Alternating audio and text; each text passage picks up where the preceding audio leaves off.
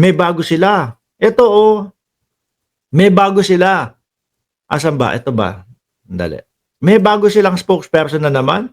Ito, balita po ngayong anong petsa? O, July 19? Hindi. July. Sara Duterte named Cebu Town Mayor spokesperson. May bago silang spokesperson ho, mga kababayan. Yun nga, yung nagtatanggol ngayon kay Vice Presidente. Bakit sila bakit sila kumuha ng spokesperson? Kasi nga, para maiwasan ho, mga bossing, yung mga pamura-mura ni Vice Presidente. Kasi wala naman talaga.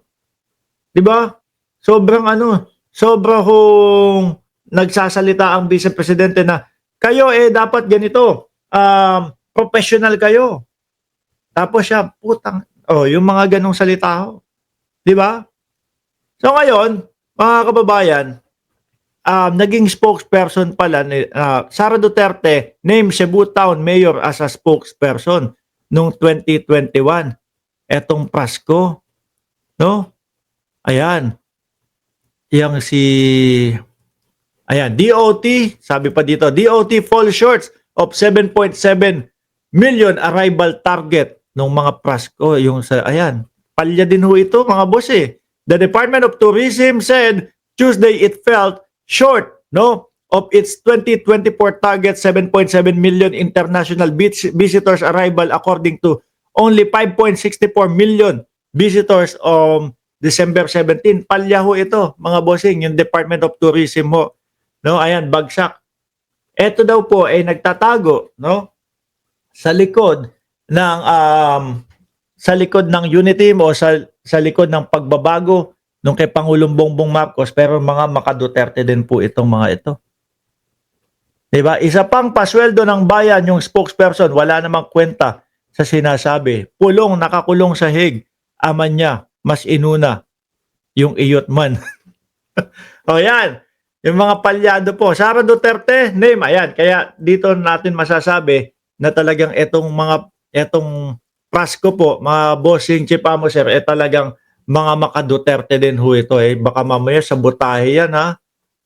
Kaya hindi ginagalingan yung pagiging Department of Tourism. Di ba? Fall shorts ng 7.7 million arrival. Big sabihin bumagsak ang turismo, mga kababayan, sa nung sila ang naging namumuno diyan sa DOT. Sino yung mataba? Sabi, asang mataba?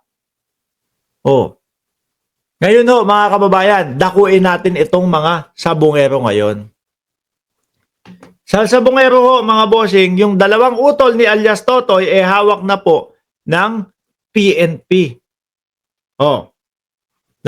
Dalawang utol ni alias Totoy sa kaso ng missing sabungero, hawak na ng Philippine National Police. Ito po yung mga update dyan, mga kababayan. No? Dalawang utol o dalawang kapatid ni Julie Patidongan o alias Totoy nakonektado rin umano sa pagkawala ng mga sabungero ay naaresto sa ibang bansa. Ibig sabihin, nagtatago yung mga kapatid niya, no?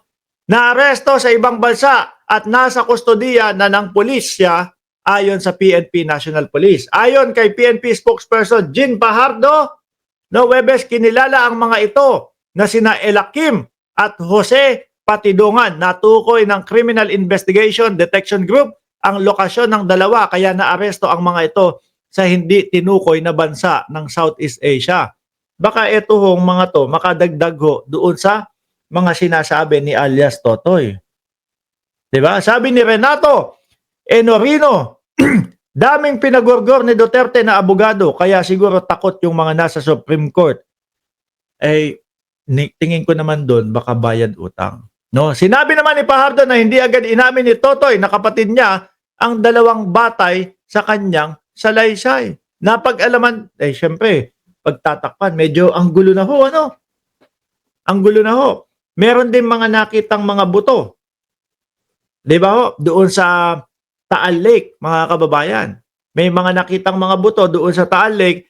Kaya lang ho, mga bossing, hindi naman daw ho buto nung mga missing sabungero.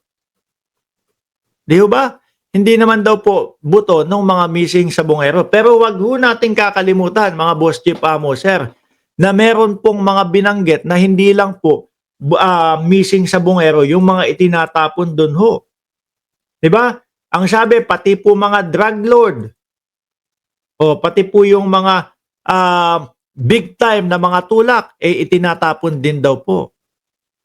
As long as merong buto ng tao na nakita doon, ibig sabihin po, yung Taal Lake, mga kababayan, tapunan ng mga tao talaga.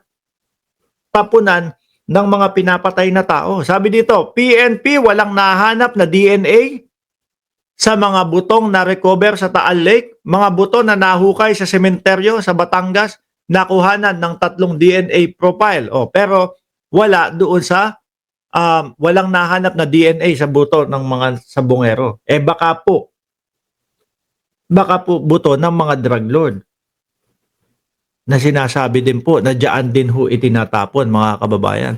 So madaming pag-iimbestiga talaga ang malalaman dito. Baka po umpisa na nito, mga boss chief sir, na yung mga kapamilya ng mga drug lord ay maghagilap doon sa kanilang kapamilya, no? At testing nyo nga itong DNA namin, itong DNA ko, baka mag-match diyan sa hinahanap kong asawa, ganito, ganyan.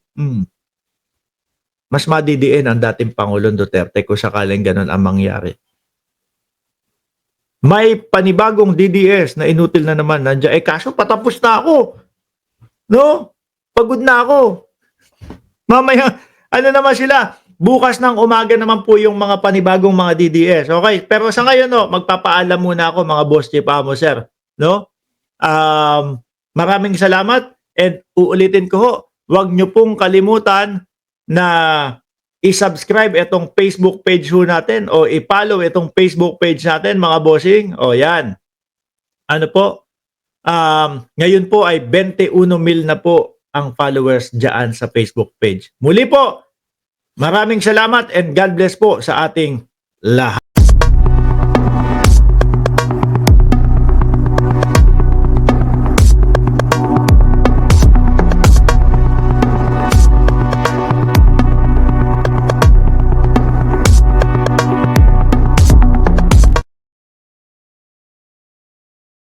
Lahat.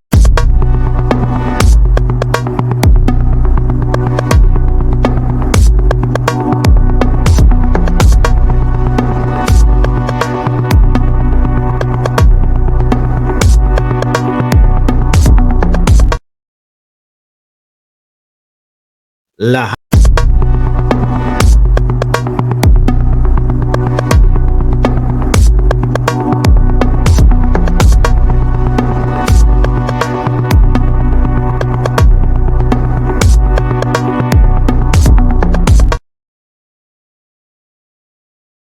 Lahat.